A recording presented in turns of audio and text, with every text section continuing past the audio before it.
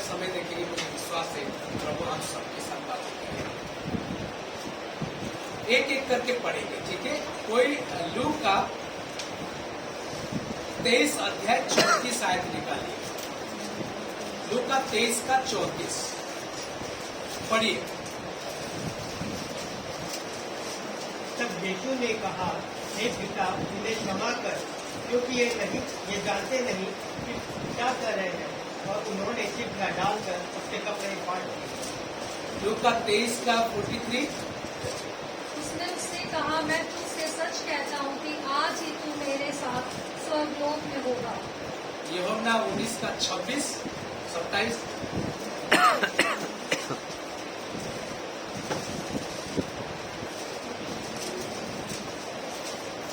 मैं तुमसे कहता हूँ कि जिसके पास है उसे दिया जाएगा, और जिसके पास नहीं है उससे वह भी जो उसके पास है ले लिया जाएगा। यूहन्ना 19। 26 और 27। हे नारी, देख ये तेरा पुत्र है, और हे नारी, देख ये तेरा पुत्र है और यह तेरी माता है।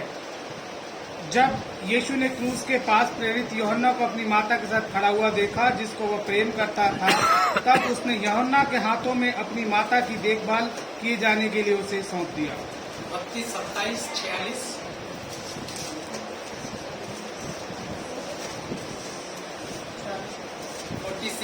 मत्ती 27 46। तीसरे पहर के निकट यीशु ने बड़े शब्द से पुकारता कहा, एली एली लमा सबक्तनी, अर्थात हे मेरे परमेश्वर, तूने मुझे क्यों छोड़ दिया। यूहन्ना 19 का 28। इसके बाद यीशु ने यह जानकर कि अब सब कुछ पूरा हो चुका, इसलिए कि पवित्र शास्त्र में जो कहा गया वह पूरा हो, कहा, मैं प्यासा हूँ। यूहन्ना 19 का 30। जब यीशु ने वह सिसका लिया तो कहा, पूरा हुआ, और सिर झुकाकर प्राण त्याग दिया। लूका 23 का 46।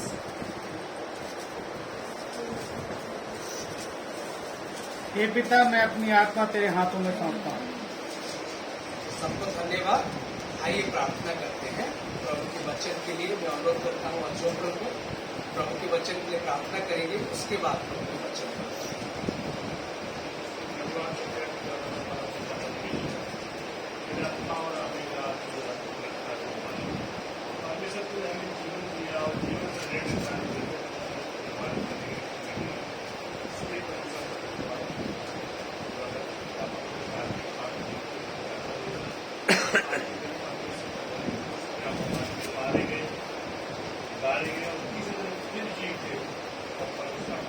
जिन्होंने विश्वास किया उन्होंने बेटे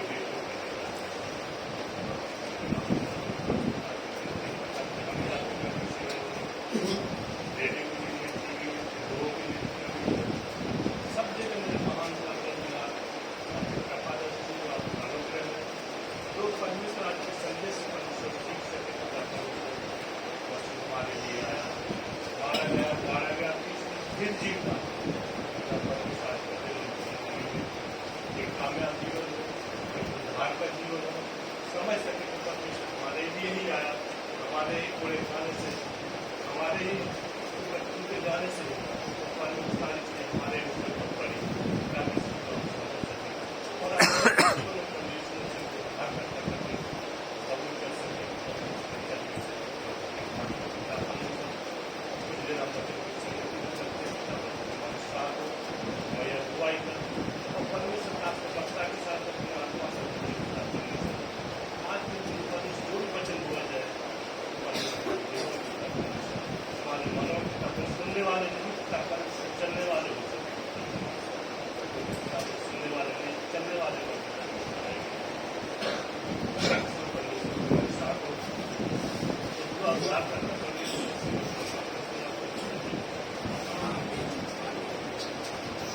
फिर से आप सबको ये शुभ शुक्रवार का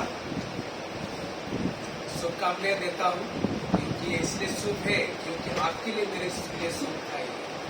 और यीशु मसीह अपने जान को कुर्बान किया कि आप और मैं बच जाए, आप और मैं बच जाए।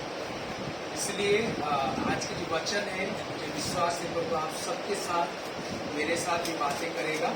और जितने समय परमेश्वर के वचन में से बातें करेंगे, मैं अनुरोध करता हूँ आप सब अपने मोबाइल को प्लीज शांत मोड में रख लीजिए और हो सके तो बंद भी कर दीजिए। ज्यादा समय में 30 से 40 मिनट परमेश्वर के वचन में से देखेंगे। मैंने जैसे पहले से कहा था, एक इंसान जब मरता है उसके अंतिम समय की हर बातें महत्वपूर्ण है, क्योंकि अंतिम समय में जो बातें वो करता है वो झूठ नहीं बोलता, वो सब कुछ सच बोलता है। कि वो झूठ बोल के उसको फायदा नहीं है, और वो जो मरने जा रहा है उसको झूठ बोल के क्या फायदा है? मरेगा तो मरेगा, सच तो बोल दे। इसलिए हर चीजें वो सच बोलता है। इसलिए बहुत बार जब कोई मरता है, मरते समय वो अपने सच्चाई लोगों के सामने रखता है। और मैं ये नहीं कह रहा यीशु मसीह झूठा है, लेकिन यीशु मसीह जो अंतिम बातें वगैरह कहा है वो बहुत महत्वपूर्ण है, जो आपको मुझे जानना चाहिए, आपको मुझे जानना चाहिए। पूरा बाइबल के इतिहास, कि बाइबल यीशु मसीह आने के बाद जो घटना वगैरह हुआ है वो सारे क्रूस की ओर दिखा रहा है, A to Z क्रूस की ओर दिखा रहा है, सारे चीजें। और इसलिए क्रूस की घटना सबसे महत्वपूर्ण घटना है। दुनिया में से कोई गुरु नहीं है, ऐसे कोई बड़े व्यक्ति नहीं है जो व्यक्ति की कोई गुरु जिसके मौत के बारे में इतिहास में इतना चर्चा हुआ हो। कभी इतना चर्चा नहीं हुआ, कभी इतना चर्चा होता भी नहीं है, कभी इतना किताब लिखा नहीं गया कि कभी इतना किताब लिखा नहीं जाएगा। सिर्फ यीशु मसीह वो इंसान है, वो परमेश्वर है जिसके बारे में, जिसके मौत के बारे में सबसे ज्यादा चर्चा बाइबल में हुआ है, सबसे ज्यादा चर्चा लोगों में हुआ है, सबसे ज्यादा चर्चा किताबों में हुआ है। और ये बातें आपको मुझे जानना चाहिए। जब 7 वाणी को आप उठा के देखोगे, 7 वाणी को जो बड़े बड़े पंडित लोग हैं बाइबल के, वो 2 भाग में बांटते हैं। एक भाग को परमेश्वर के प्रति कुछ वाणी को रखते हैं और इंसानों के प्रति कुछ वाणी को रखते हैं। क्योंकि आप उठा के देख लीजिए, शुरू से अंत तक बाइबल में ये 2 लाइन में हर चीजें बांटा जाता है। बाइबल खुद ही परमेश्वर के मुंह से निकलने वाली वचन है, लेकिन इंसानों ने इसको लिखा है, इंसानों ने इसको लिखा है। यीशु मसीह खुद ही 100% परमेश्वर है और 100% इंसान है, 100% इंसान है। 10 आज्ञा की बातें करोगे, कुछ आज्ञाएं परमेश्वर के प्रति जाता है और कुछ आज्ञाएं मनुष्यों के प्रति जाता है। तो आप थोड़ा सा आगे आओगे, आगे आने में आपको ये मालूम चलेगा जो आत्मिक वरदान है, जो आत्मिक वरदान है वो कुछ वरदान परमेश्वर के प्रति विश्वस्त होने में, और कुछ वरदान इंसानों के प्रति। आत्मिक फल भी इस प्रकार है। पहला जो 3 आत्मिक फल है, प्रेम, शांति, आनंद, वो परमेश्वर के प्रति की प्रभु की उपस्थिति में, और दूसरे जो इंसानों के प्रति। प्रभु यीशु मसीह जो प्रार्थना सिखाया है, आदर्श प्रार्थना, प्रभु सिखाए हुआ प्रार्थना, कुछ प्रार्थना परमेश्वर के प्रति और कुछ प्रार्थना इंसानों के लिए। इसलिए 2 भाग में क्या है बांटा गया, 2 भाग में बांटा गया। लेकिन 7 वाणी को यीशु मसीह जो क्रूस पर कहा था, उसको आज 3 भाग में हम बांटेंगे। और प्रभु मुझे बहुत अलग तरीके से बातें किया है, और उस चीज को मैं आप लोगों के सामने रखना चाहता हूँ। मैंने जो शीर्षक दिया है 7 वाणी को, शीर्षक ये है कि यीशु मसीह का प्रेम, यीशु मसीह का प्रेम।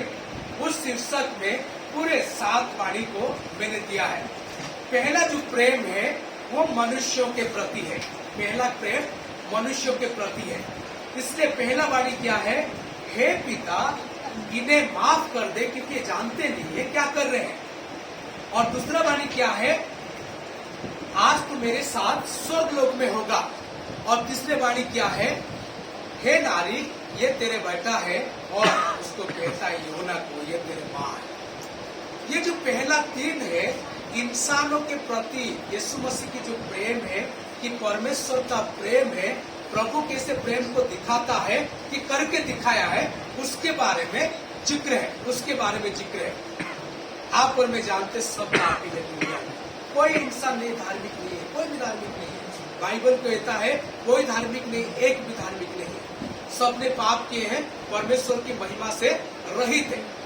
जब सबने पाप किए हैं, सबके दिमाग में जो भी डिजाइन करता है, जो कोई भी डिजाइन करता है, वो सिर्फ पाप और पाप और पाप करता है। इसीलिए जब पाप और पाप करता रहता है, उसको माफी की जरूरत है, क्षमा की जरूरत है। इसलिए तो यीशु मसीह आया था। इसलिए यीशु मसीह आया था, इसलिए आया था क्योंकि पाप इतने ज्यादा बढ़ गया। प्रभु एक एक करके अपने दासों को भेजा, उसके दास लोग आए, इंसान की रिश्ता जो परमेश्वर से टूटा हुआ था, वो रिश्ता को प्रभु के साथ जोड़े, इंसान पाप से है मुक्ति पाए और प्रभु की ओर क्या हो, अग्रसर हो। लेकिन एक भी ऐसे नहीं कर पाया सही ढंग से। इसलिए परमेश्वर खुद ही देह धारण करता कि त्रिएक परमेश्वर से एक व्यक्तित्व जिसको आप और मैं कहते हैं यीशु मसीह, वो देह धारण करता है और आपके मेरे बीच में आता है और वो प्रेम को बांटता है।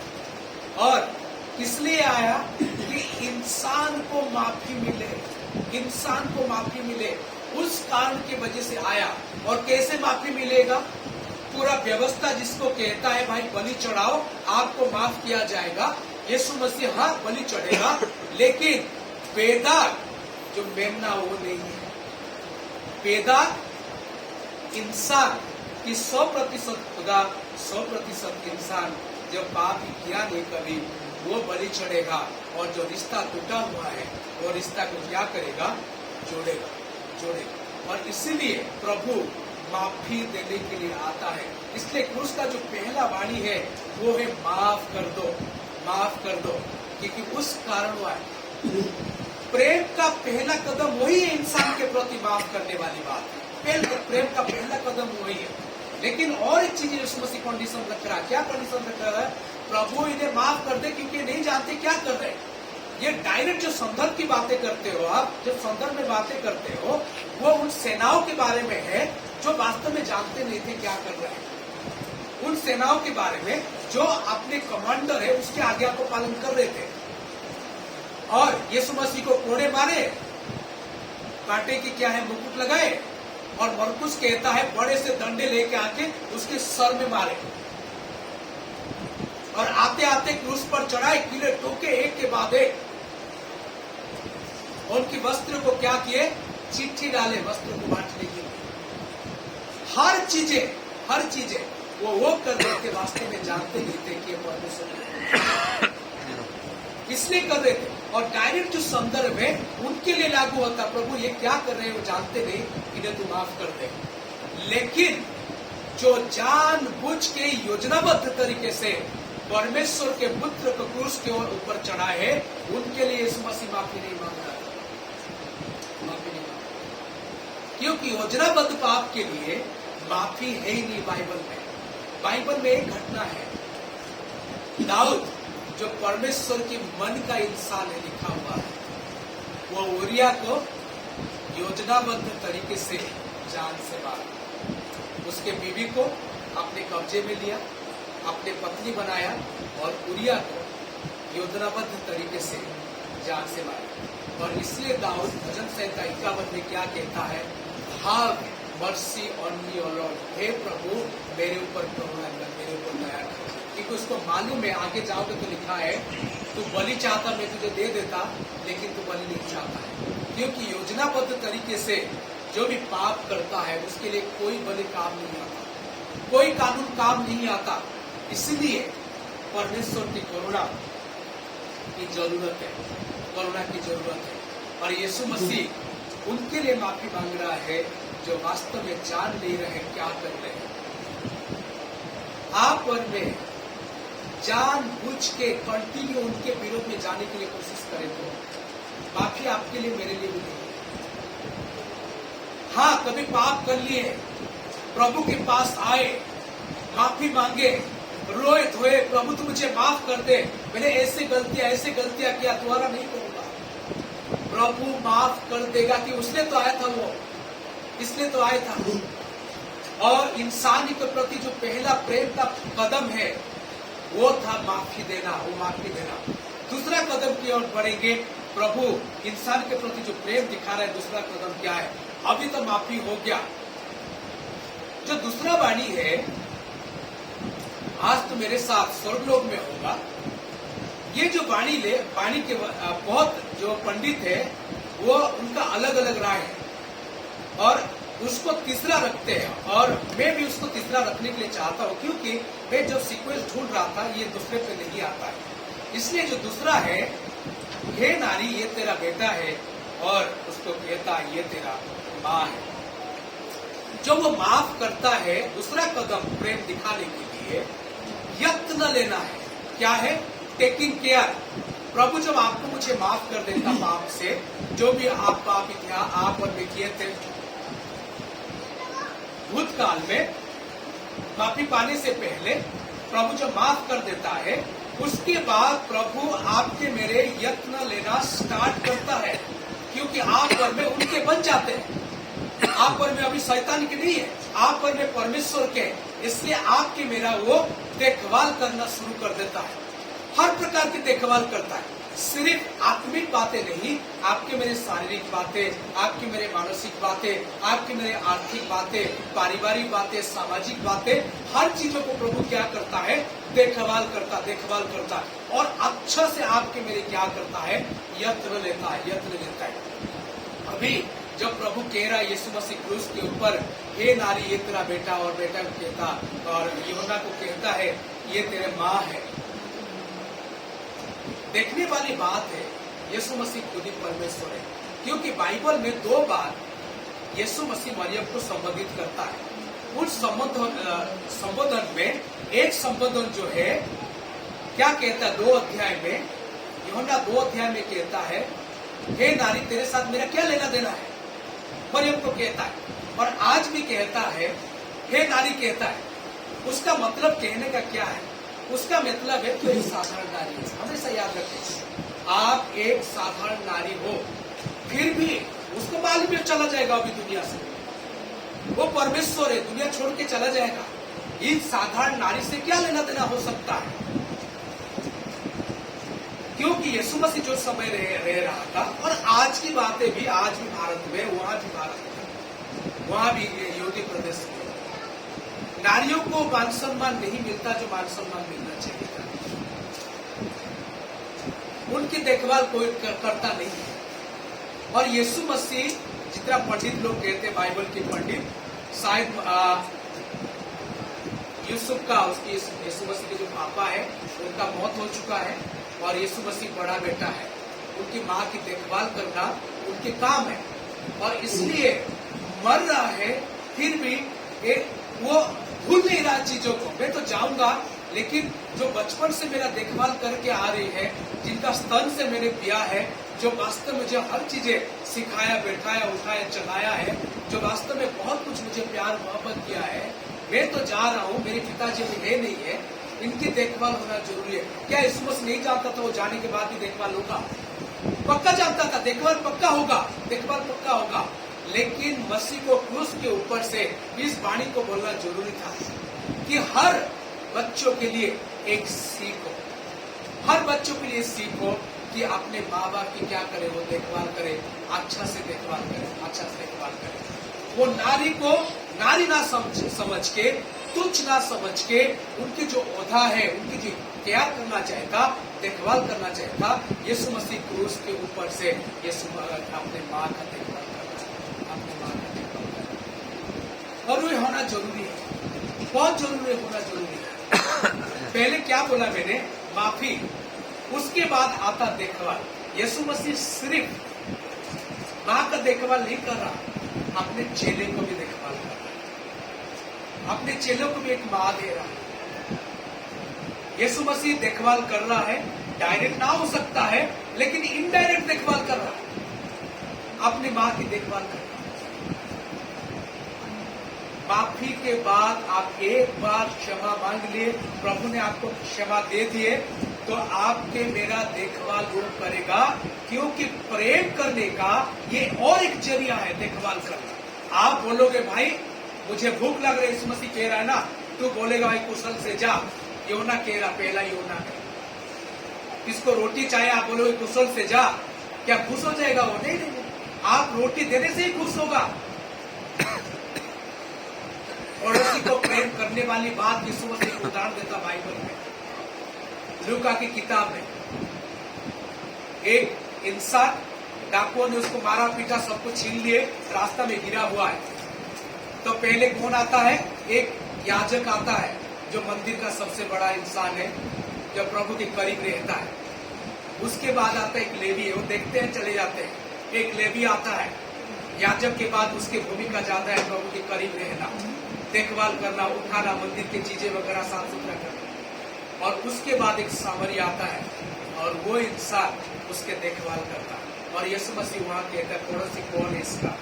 सब कहते हैं वो सामरी पड़ोसी है। पड़ोसी को प्रेम करने वाली बात है। जब तक आप देखभाल नहीं करते हो, जब तक आप आगे बढ़ के नहीं आते हो, तब तक वो प्रेम आप दिखा नहीं सकते। कल का न्यूज है, नरेंद्र मोदी हमारे प्राइम मिनिस्टर बाइबल से कोट किए, लेकिन पॉजिटिव तरीके से कोट नहीं किए।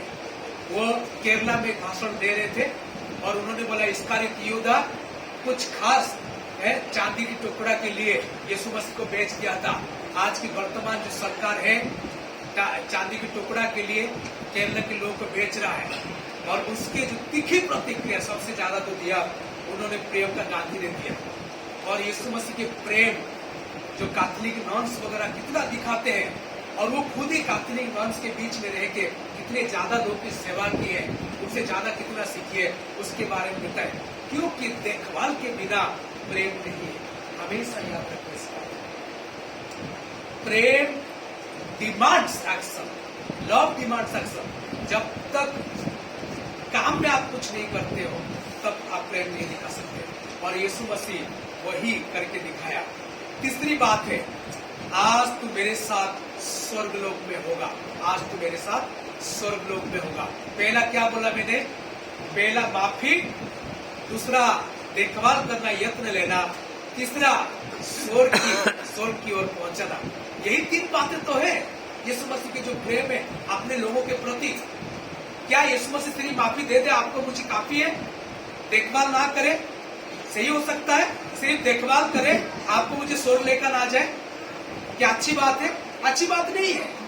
ये 3 बातें होना जरूरी है। किसी को भी कोई भी प्रेम करता है, ये 3 बात रहना जरूरी है। और यीशु मसीह उस चोर को क्या कहता है? आज तू मेरे साथ स्वर्ग लोक में होगा। आप थोड़ा एदन की वाटिका को देखिए, जहां परमेश्वर के साथ इंसान का रिश्ता टूटा। जब रिश्ता टूटता है, वो असंभव वाली बात था दोबारा वो रिश्ता कभी जुड़ जाए, दोबारा कभी वो रिश्ता जुड़ जाए। क्या लिखा उसमें? दोबारा घूम फिर के वो जीवन के वृक्ष का फल ना खा ले, इसलिए उनको वो वाटिका से क्या कर दिए? हटा दिए। और जो जलने वाली क्या है? तलवार और दूतों को, शराब लिखा उसमें, उनको खड़ा किए कि द्वारा कोई वाटिका है और प्रवेश ना कर सकते। असंभव है द्वारा कोई चले जाए, लेकिन वो आता है। मैं जरूर इसके बीच में खड़ा हूंगा, जो जलने वाली तलवार है मैं कट जाऊंगा, और उसके बाद ये लोग क्या होंगे? अंदर आ जाएंगे। चोर जो कभी भी सोचा नहीं था ऐसी चीजें जीवन में हो सकती है, कभी भी नहीं सोचा था, उसके लिए प्रभु एक रास्ता खोल देता है। आज लेट मी, आज जस्ट आज तो मेरे साथ सो।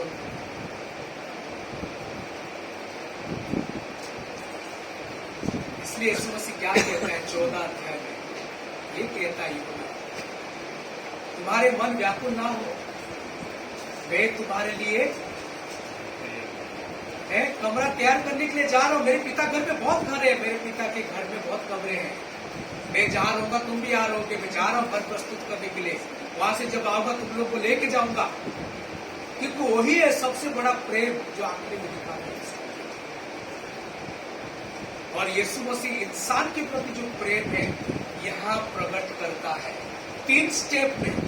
एक तो माफ करना उसको, दूसरा उसकी देखभाल करना, दूसरा उसको स्वर्ग की ओर लेके जाना, स्वर्ग की ओर लेके जाना।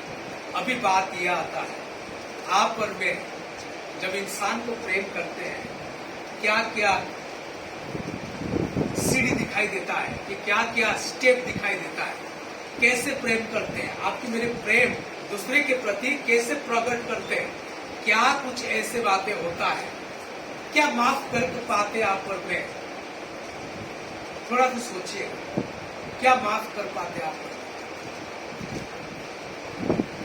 बाहर भी बहुत ज्यादा उदाहरण है, बाइबल में भी बहुत ज्यादा उदाहरण है माफ करने, और कठिन बातें हैं। प्रार्थना में सिखाए, और प्रार्थना में यीशु मसीह क्या कहता है, जिस प्रकार हम अपने अपराधियों को माफ करते हैं, तू भी हमारे अपराधों को माफ कर दे। तब तक आपका मेरा अपराध माफ नहीं हो सकता जब तक दूसरों के अपराध को आप पर मैं माफ नहीं, संभव नहीं है। इसलिए माफी बहुत बड़ी चीज है। आपके मेरे भाई बहन जो भी है कलीसिया में बाहर है, माफ करने के लिए कोशिश कीजिए। कठिन बातें बहुत बात, मैं जानता हूं बहुत कठिन चीजें।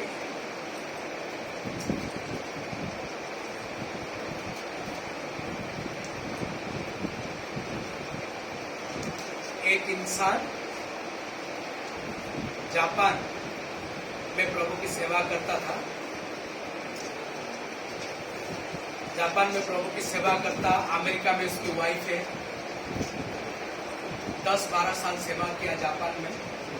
अमेरिका आता है और वो इंसान को तबीयत खराब होता है, डॉक्टर ने बोला कि आपको सिर्फ 1 दिन है आपके पास, आपका मौत हो जाएगा। तब अपनी वाइफ को बुलाता है, उसके साथ है, बोलता है कुछ बातें तुमसे करना है मुझे। उसे वाइफ कहती क्या हुआ? नहीं, ऐसी बात मैंने छिपा रखा था आपसे, जो मैं बताना चाहता हूँ, क्योंकि मैं फिलहाल रहूंगा नहीं दुनिया में, आप रहोगी। बोलता आप अमेरिका में रहती थी, मैं जापान में रहता था, और मैं चोरी छिप के और किसी से जापान में शादी कर लिया था। वहां भी मेरे बीबी और मेरे बच्चे हैं। मेरे जो बीबी वहां है उसकी मौत हो चुका है, उसकी मौत हो चुकी है, और वहां मेरे 2 बच्चे हैं। मैं जो चीज आज तक आपसे छिपाया, और मेरे मरने के बाद एड्रेस ये है, उनकी देखभाल। वाइफ शांत रहती है, आपको करके कहती है मैंने आपको माफ किया है।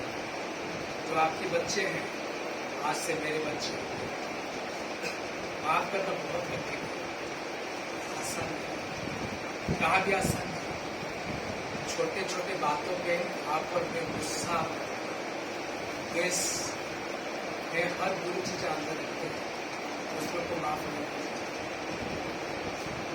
माफी का अर्थ है जो चीजें आपने में माफी मांगे, दोबारा वो चीजें नहीं करें, दोबारा वो चीजें थोड़ा सा माफी को सोचिए। दूसरे देखभाल कैसे करते हैं आप, उसके बारे में सोचिए, नहीं तो आप पर लोग प्रेम नहीं करते। तीसरी बात है, किसी को स्वर्ग राज्य की ओर पहुंचाने के लिए क्या आप वर्दे कोई कदम उठाते हैं? वो बहुत जरूरी बातें हैं।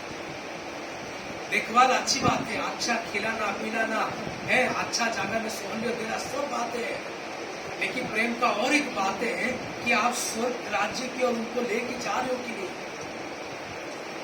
तब तक आपकी मेरे प्रेम सिद्ध नहीं हो सकता। याद रखिए, इंसानों के प्रति प्रेम इन 3 बातों में टिका हुआ है। इसलिए पहला जो 3 वाणी है, हे पिता इन्हें माफ कर क्योंकि नहीं जानते क्या करते हैं, लूका 23 का 34, माफी।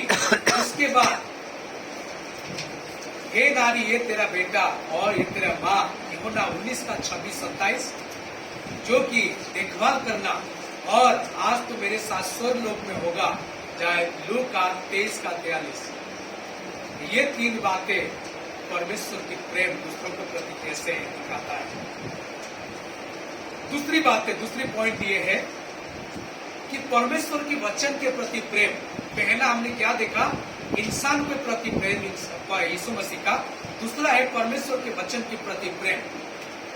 चौथा वाणी क्या है, एलोही एलोही लामा सबक्तानी, हे मेरे परमेश्वर तूने मुझे क्यों छोड़ दिया। ये सच बात है, पिता परमेश्वर ने उन्हें छोड़ दिया, पवित्र आत्मा परमेश्वर ने उन्हें छोड़ दिया। सच्चाई है, क्योंकि सारे दुनिया के पाप जब उनके ऊपर लादा गया, प्रभु ने उन्हें छोड़ दिया। ये सच्चाई है। लेकिन क्यों यीशु मसीह ये बातें कहा?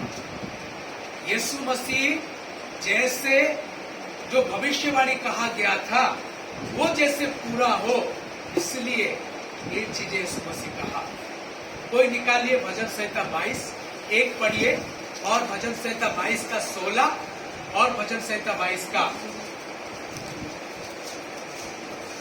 18 पढ़िए। भजन 22 का 1, हे मेरे परमेश्वर, तूने मुझे क्यों छोड़ दिया? तू मेरे पुकार से और मेरी सहायता करने से क्यों दूर रहता है? हाँ 22 का 16-17। क्योंकि कुत्तों ने मुझे घेर लिया है, कुकर्मियों की मंडली मेरे चारों ओर मुझे घेरे हुए है। वे मेरे हाथ और मेरे पैर छेदते हैं। मैं अपनी सब हड्डियां गिन सकता हूँ, वे मुझे देखते और निहारते हैं। 22 का 18। वे मेरे वस्त्र आपस में बांटते हैं और मेरे पहरावे पर चिट्ठी डालते हैं। ठीक है, ये तीन चीजें क्रूस के ऊपर सफल हुआ है, आप जानते हैं। और यीशु मसीह ऐसे ही नहीं बोल रहा था, क्योंकि अंतिम समय तक परमेश्वर की वचन उसके दिमाग में बैठा हुआ है, और प्रभु की जो वचन है वो जैसे सफल हो, इसलिए यीशु मसीह को ये कहना पड़ा। उसके साथ मैं प्यासा हूं, उसके बारे में देखेंगे। यूहन्ना 19 का 28 पढ़िए। यूहन्ना 19 का 28, उसके साथ कोई भजन संहिता 69-28। इसके बाद यीशु ने यह जानकर कि अब सब कुछ पूरा हो चुका, इसलिए कि पवित्र शास्त्र में जो कहा गया वह पूरा हो, कहा मैं प्यासा हूँ। हाँ, मैं प्यासा हूँ। भजन संहिता 69-28। उनका नाम जीवन की पुस्तक में से समाचार जाए और कर्मियों के संग लिखा है। 69-28। ओके, शायद मैं गलत बोल गया। ओके, ठीक है, वहाँ भी कुछ मैं प्यासा हूँ लिखा, बाद में पढ़ लीजिएगा। वो इंद्रायण लाया। हाँ, जब मैं प्यासा था तब मुझे इंद्रायण ओके। जब मैं प्यासा था उन्होंने मुझे अम्लरस पिलाया। ठीक है, आप सोचिएगा कोई मरने जा रहा है और परमेश्वर की वचन जैसे पूरा हो उसका भी ध्यान रखना। यीशु मसीह के बारे में पुराना नियम में 300 भविष्यवाणियां हैं। अभी तक सब कुछ पूरा हुआ है, सिर्फ 3-4 को छोड़ के यीशु मसीह दोबारा आएगा, वो भविष्यवाणी अभी भी है। सारे भविष्यवाणी यीशु मसीह पूरा करता है। और यीशु मसीह की जीवनी को आप देखोगे, एक एक भविष्यवाणी जैसे पूरा हो वो कदम उठाता है, ये तो कुछ करता है, क्योंकि वचन उसके नाम से ज्यादा बड़ा अहमियत रखता है। वो जानता है वचन जो बहुत जरूरी है पूरा होना, इसलिए भविष्यवाणी कैसे अच्छा से पूरा हो, प्रभु की वचन उसकी जो प्रक्रिया कैसे पूरा हो, प्रभु की वचन जो जीवंत है वो कैसे लोग जाने, और वो खुद ही जीवंत वचन है वो लोग कैसे जाने, उसके बारे में वो बार बार क्या है ध्यान रख रहा था और अपने वचन को बहुत अहमियत दे रहा था। अंतिम समय में भी वचन के प्रति कितना प्यार है आप देख पाओगे बातें। और इसीलिए आपको 19-18 में क्या है, क्या लिखा होगा यूहन्ना 19-18 में, जैसे वचन पूरा हो, लिखा है ना। इसलिए उन्होंने ये बातें को कहा, क्योंकि वो कहना जरूरी पड़ा, उनको कहना जरूरी पड़ा। प्रभु की वचन आपके मेरे जीवन में पूरा हो रहा है कि नहीं? क्या आप और मैं वास्तव में प्रभु के वचन के प्रति प्रेम रखते हैं कि नहीं? वो बहुत जरूरी है। जीवन की किसी भी सिचुएशन में हो, आनंद के समय में हो, दुख के समय में हो, प्रभु की वचन को पूरा करना बहुत जरूरी है। उसके प्रति प्रेम रखना जरूरी है। भजन संहिता 1 शुरू करता, क्या लिखा है? जो यहोवा की वचन से प्रसन्न रहता है, परमेश्वर के वचन से प्रसन्न रहता है और उसको रात दिन क्या करता है? ध्यान करता है। उनके वचन के प्रति प्रसन्न रहना, खुश रहना, उसको ध्यान करना, वही तो प्रेम है। वही तो प्रेम है। जिसके बारे में आप ध्यान करते रहोगे, आप उसको ही प्रेम करते हो। जिसके बारे में आप सोचते रहोगे, आप उसको ही प्रेम करते हो। बाइबल में यीशु मसीह क्या कहता है? जहां तुम्हारा मन है वहां तुम्हारा धन है। जहाँ तुम्हारा धन है वहाँ तुम्हारा मन है। ओके, नहीं देखी शायद उल्टा आप करते हो। उल्टा नहीं, वो बात है। जहां तुम्हारा मन है वहां तुम्हारा धन है, ये बात है। आपका मन मोबाइल में है तो आपका धन वही है, हमेशा याद। आपका मन तिजोरी में है, आपका मन तो आपका धन वही है। आपका मन बाइबल में है तो आपका धन यही है। इस बात को याद रखें। आप कितने आपके मन को दूसरे जगह में लगाते हो, ये बहुत जरूरी है, बहुत जरूरी है। 5 अध्याय, मतलब 5 अध्याय में पढ़ लीजिएगा, पढ़ लीजिए। मतलब आयत बरा मुझे याद नहीं है। जहां तुम्हारा मन वही तुम्हारा धन है, वही तुम्हारा धन। इसलिए, और जहां आपका मेरा मन है, मेरा मन मोबाइल के प्रति मैं लगा रहा हूं तो वास्तव में उसको प्यार ही करता हूं। फेसबुक कंटिन्यू देख रहा हूं तो मैं चाहूं कि न चाहूं उसको प्यार ही करता हूं। मैं कोई इंसान के प्रति आपने मन लगाओ तो उसको ही प्यार करता हूं, उसको ही प्यार करता हूं। और इसीलिए परमेश्वर के वचन के प्रति आपके मेरे ध्यान देना चाहिए, आपकी मेरे उम्र आना चाहिए। बस तभी प्रभु का वचन क्या हो, सफल होगा, सफल होगा। ये था दूसरी बात है, परमेश्वर के वचन के प्रति प्रेम जो यीशु मसीह ने दिखाया है। और तीसरी बात है, पहली बात है क्या बोला? इंसान के प्रति प्रेम। दूसरी बात है परमेश्वर के वचन के प्रति प्रेम। और तीसरी बात है यीशु मसीह का परमेश्वर के प्रति प्रेम, परमेश्वर के प्रति प्रेम। क्या लिखा है? इट इज फिनिश्ड, पूरा हुआ, समाप्त हुआ। यूहन्ना 19:30 में, यूहन्ना 19:30 क्या समाप्त हुआ, क्या पूरा हुआ? जो काम उन्हें सौंपा गया था, वो काम वो बता रहा कि वो काम पूरा हुआ है। मैंने ऐसे कोई भी एक काम नहीं छोड़ा परमेश्वर ने जो मुझे दिया था। प्रेम दिखाने की ये सबसे बड़ी चीज है। जो काम जो आपको दिया है उसको अच्छा से कीजिए, वो पता चलेगा कि आप उसको प्रेम करते हो। मेरे बेटे को मैं बोलूंगा बेटा घर साफ कर दो, है? मेरे बेटा घर साफ नहीं करेगा, मुझे आके 30-40 रुपए देगा, लगेगा मुझे प्रेम करता है। मेरा खेती में काम नहीं करेगा और किसको लगा देगा काम, लगेगा प्रेम करता है। जो काम जिसको दिया गया है वो काम जब आप विश्वस्त होके पूरे ताकत के साथ, पूरा दिमाग के साथ करते हो, तभी लगता आप उसको प्रेम करते हो। बाइबल की शुरू से अंत तक उनके ऊपर प्रभु ज्यादा खुश होता है जिनको प्रभु काम दिया है वो किए हैं। और जो सिर्फ प्रार्थना कर रहा, काम नहीं कर रहा, प्रभु उसको दूर ही रख रहा है। मुझे पास्टर की काम दिया है, पास्टर की काम नहीं करूंगा तो मैं उसको प्रेम नहीं करता हूं। गृहिणी की काम आपको दिया है, गृहिणी के काम कीजिएगा। कोई पिता की काम दिया, पिता के काम कीजिएगा। चर्च के आपको किसी काम दिया गया, उस काम कीजिएगा। मुझे पास्टर की काम दिया गया, मैं दूसरे काम में बैठ जाऊं तो करने, वो सही नहीं है। आज ऐसी चीजों में दुनिया घूम रहा है। जो काम दिया जाए गया उनको, वो ना काम करके दूसरे काम में हर कोई बिजी है। आज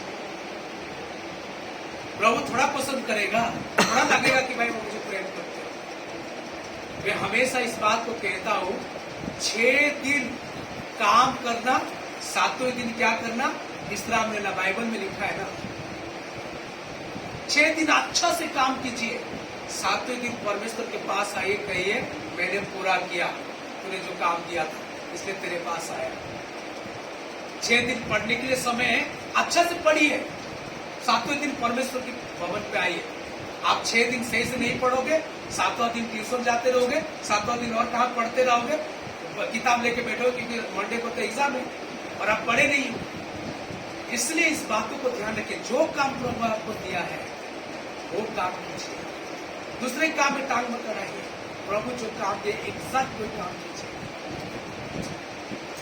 तभी प्रभु क्या होता है, गौरव पाता, लगता है कि हम परमेश्वर को प्रेम करते हैं, परमेश्वर को प्रेम करते हैं।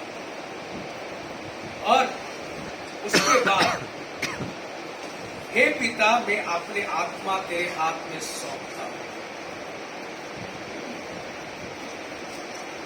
कहावत है ना आजकल, मैं अपनी जान तेरे लिए दे दूंगा, है ना।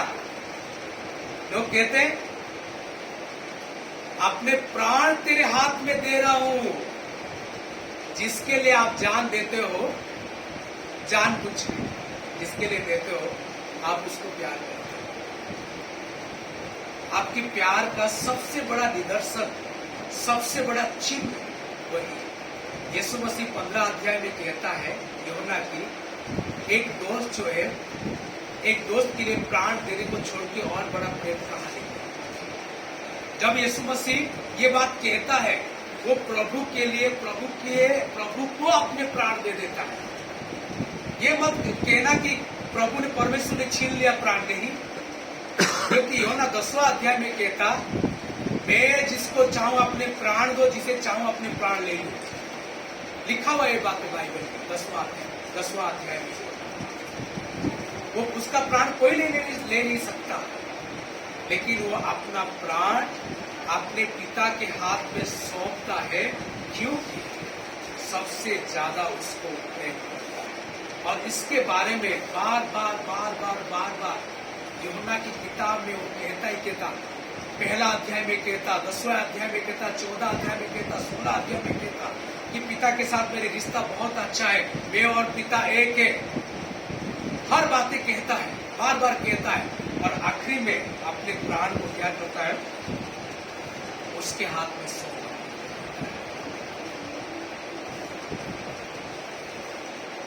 सबसे बड़ा प्रेम दिखाया है प्राण देके। अभी सीखने वाली बात क्या है? सीखने वाली बात ये है, आप और मैं जब परमेश्वर को प्रेम करते हैं, कि दूसरों को प्रेम करते हैं, उनके लिए अपने प्राण को कितना निछावर कर रहे हैं, वो जानने वाली बात है। कभी कभी खुद को हम तकलीफ में नहीं डालते दूसरों के लिए।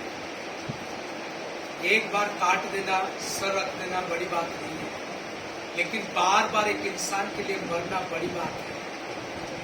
बार बार एक इंसान के लिए मरना बड़ी बात है।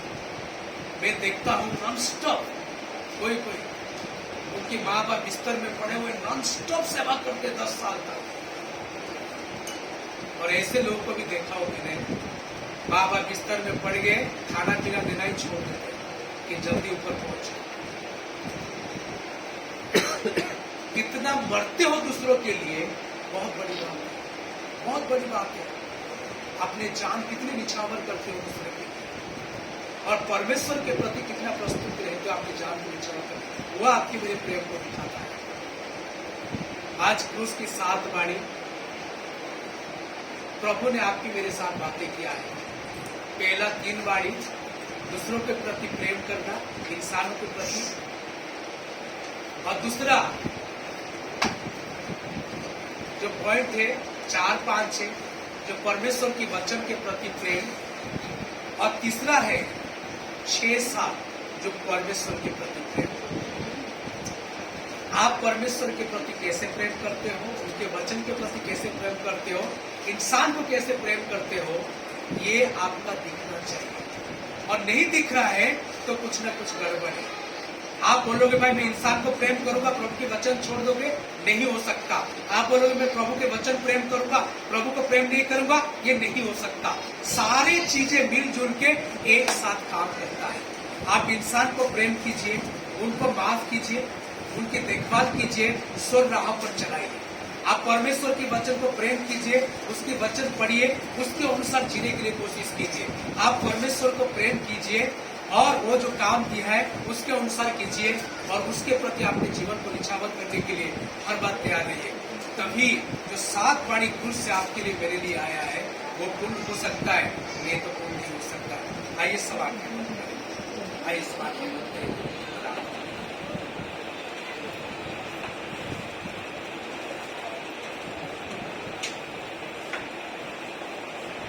नई सिरे से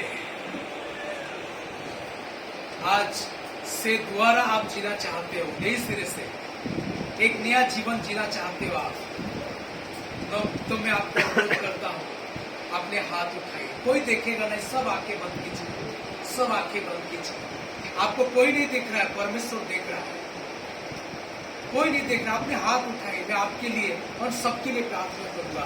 एक नए सिरे से आज जिए। यीशु मसीह आपके लिए मरा है, मेरे लिए मरा है कि एक नया जीवन आप और मैं जिए।